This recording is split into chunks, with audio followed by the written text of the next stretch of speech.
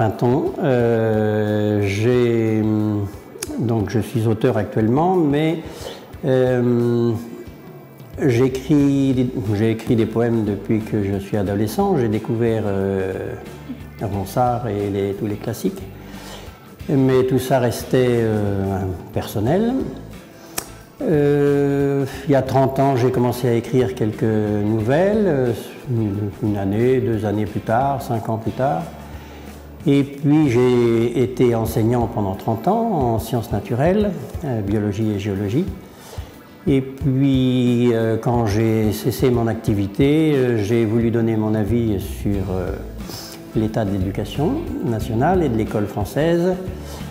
Et ayant écrit une lettre à mon député, m'étant mis écrivain public, je me suis dit que je devais être capable de mettre en page un livre, et c'est finalement comme ça que j'ai édité mon premier livre, ce que j'aurais jamais imaginé il y a quelques années.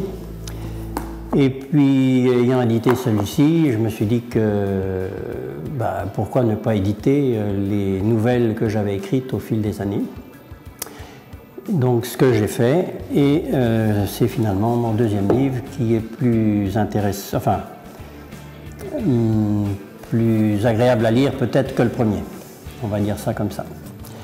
Voilà, donc ce livre de nouvelles parle beaucoup de rencontres dans différentes situations, des choses amusantes, deux récits un peu dramatiques.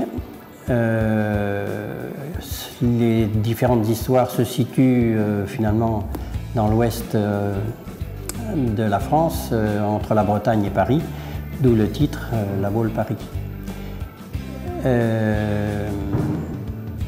Donc j'ai prévu un livre de poèmes à mettre à jour, à éditer bientôt, mais dans l'immédiat, je me suis mis à préparer un manuel d'apprentissage de l'écriture et de la lecture. C'est un reste de mon amour de mon métier d'enseignant, et c'est peut-être pour essayer de pallier quelques lacunes qu'on peut percevoir chez certains enfants. Voilà.